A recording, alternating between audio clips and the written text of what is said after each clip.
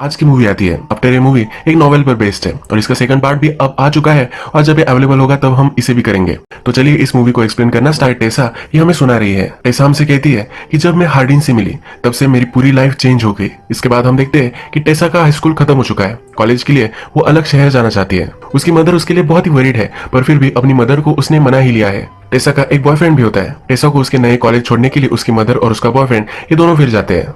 Tesa college के hostel में रहने वाली होती है। जब वहां उसकी मदर पहुंचती है तो टेसा की रूममेट वहां होती है। टेसा की रूममेट जब उसकी मदर देखती है तो उसे बहुत ही गलत लगती है। ये रूममेट भी टेसा से बात करती है और कहती है कि हम दोनों बहुत ही मजे करेंगे।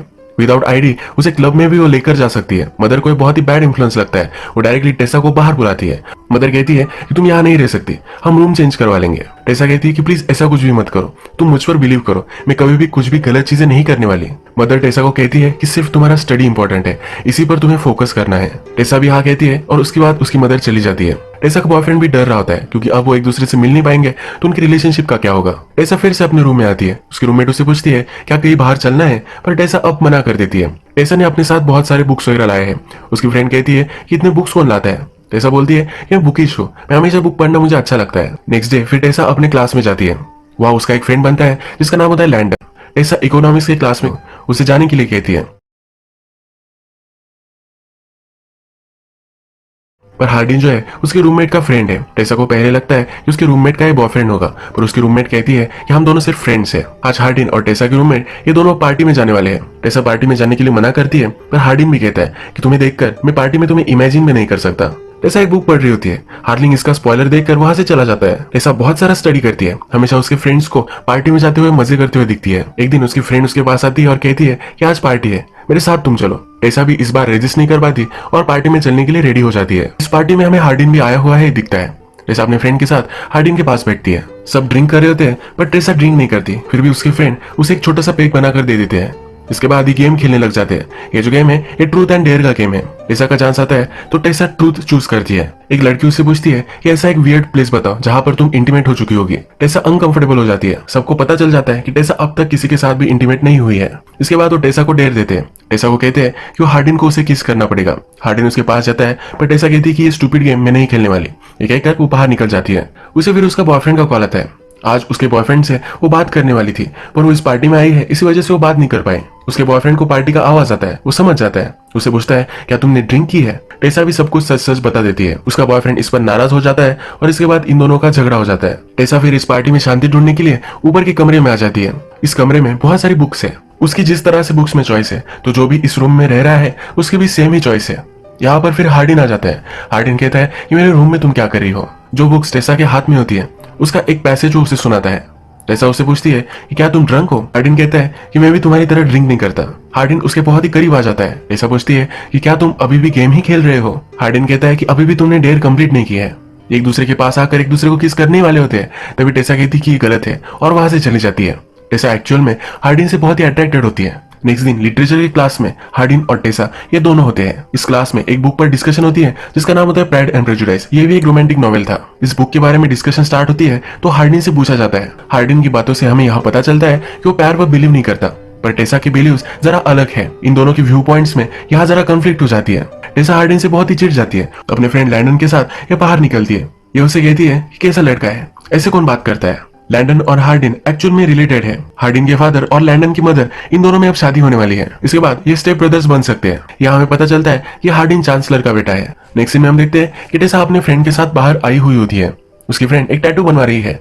उसकी फ्रेंड उसे कहती है कि तुम भी टैटू बनवा सकती हो, पर टेसा कहती है कि अगर मेरी मदर को पता चला तो मुझे मार ही डालेगी।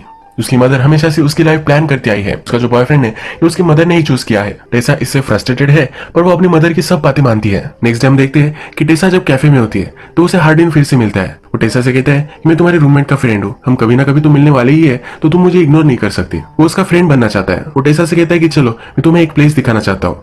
टेसा पहले मना कर देती है पर फिर अपना माइंड चेंज करती है। हार्डिन फिर उसे एक जंगल में लेकर जाता है। यहाँ पर वो चलते जाते हैं और एक लेक के पास आ जाते हैं। टेसा को ये बहुत ही ब्यूटीफुल लगता है। हार्डिन अपना शर्ट उतारता है और लेक में कूद जाता है। वो टेसा को भी बुलाता है। टेसा पहले मना करती है क्योंकि उसके पास कपड़े नहीं है।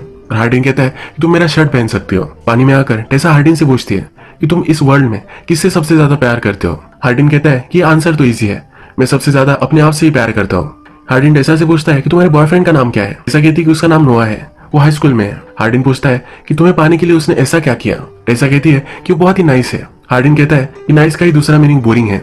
हार्डिन फिर उसे कहता है कि सांस लो, और ये दोनों अंडर वाटर चले जाते हैं। ये ऊपर आते हैं तो हार्डिन कहता है कि क्या तुमने ये सुना, पूरा साइलेंस था, ये सबसे ज्यादा पीसफुल है।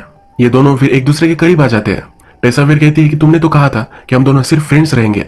हार्डिन बोलता है कि हम कभी भी फ्रेंड्स नहीं रह सकते। इसके बाद ये दोनों एक दूसरे को किस कर लेते हैं।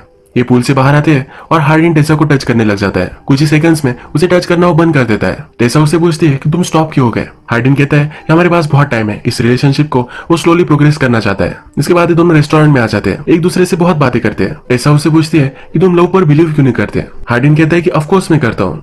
टेसा कहती है कि तुमने तो उस क्लास में कहा था कि तुम लव पर बिलीव नहीं करते। हार्डिन फिर कहता है कि मेरी हर बात पर तुम बिलीव मत करना। हार्डिन के फ्रेंड्स फिर वहां आ जाते हैं। इसे जरा ऑकवर्ड महसूस होता है और वो टेसा को लेकर वहां से चला जाता है। टेसा भी नोटिस कर लेती है, उसे कन्फ्रंट करती है। हार्डिन कहता है कि ऐसा कुछ भी नहीं है। टेसा हार्डिन से कहती है कि अब मैं मेरे बॉयफ्रेंड से ब्रेकअप कर लेती हूँ, उस पर चीट करना गलत होगा। हार्डिन पलट जाता है और कहता है कि मैं तुम्हें डेट नहीं करने वाला। वो डेटिंग पर बिलीव नहीं करता। टेसा को बहुत गुस्सा आता है और वहां से चली जाती है। रात में फिर से उसे हार्डिन के सपने आते हैं। नेक्स्ट डे आता है तो टेसा का बॉयफ्रेंड उसे मिलने के लिए आता है। टेसा इसे देखकर बहुत ही खुश होती है। आज रात जंगल में एक वाइल्ड फायर है जहाँ सब लोग पार्टी के लिए आते हैं। टेसा और उसके बॉयफ्रेंड भी वहां आता है। यहाँ पर सब लोग फिर एक गेम खेलने लग जाते हैं। यहाँ पर हार्डिन भी आया है। एक लड़का टेसा से बदतमीजी करता है और वो पीछे नहीं हट रहा होता। हार्डिन को गुस्सा आता है, उस लड़के को बहुत मारता है।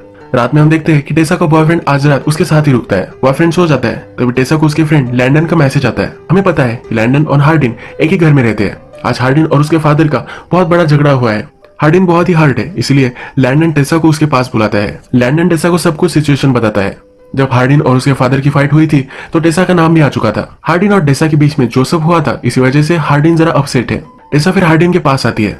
हार्डिन कहता है मेरे फादर फिर से शादी करने वाले हैं, ये उसे सही नहीं लगता।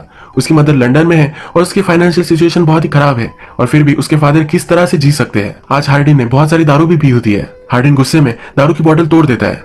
टेसा उठाने लग जाती है तो इसके हाथ पे चोट आ जाती है। हार्डिन जल्दी से उठकर उस पर मलहम पट्टी वगैरह करता है। वो टेसा को कहता है मैंने तुम्हारे साथ जो भी सब किया इसके लिए मैं बहुत ही सॉरी हूँ। हार्डिन कहता है कि मैं गलत था, मुझे लगता था कि मुझे डेटिंग नहीं करनी चाहिए, पर वो अब टेसा से मिल चुका है तो उसे टेसा के साथ ही रहना है। हार्डिन फिर टेसा को अपने रूम में लेकर जाता है। ये दोनों एक दूसरे को किस करते हैं, कडल करते हुए ही रात में सो जाते हैं।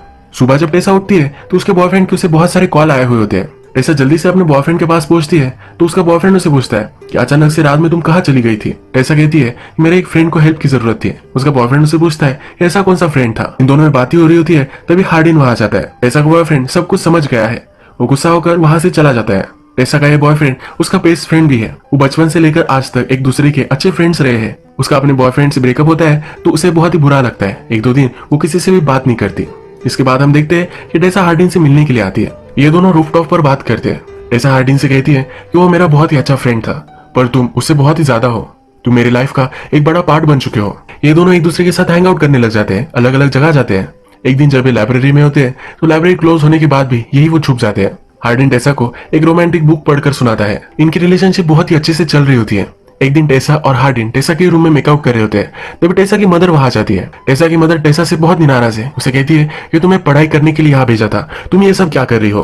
टेसा कहती है कि तुम गलत समझ रही हो। मदर उसे कहती है कि अभी के अभी तुम उसे ब्रेकअप कर लो। टेसा ये करने के लिए मना कर देती है। टेसा की मदर उसे कहती है कि अगर तुमने मेरी बात नहीं मानी तो तुम्हारे पैसे वगैरह सब कुछ मैं बंद कर दूंगी।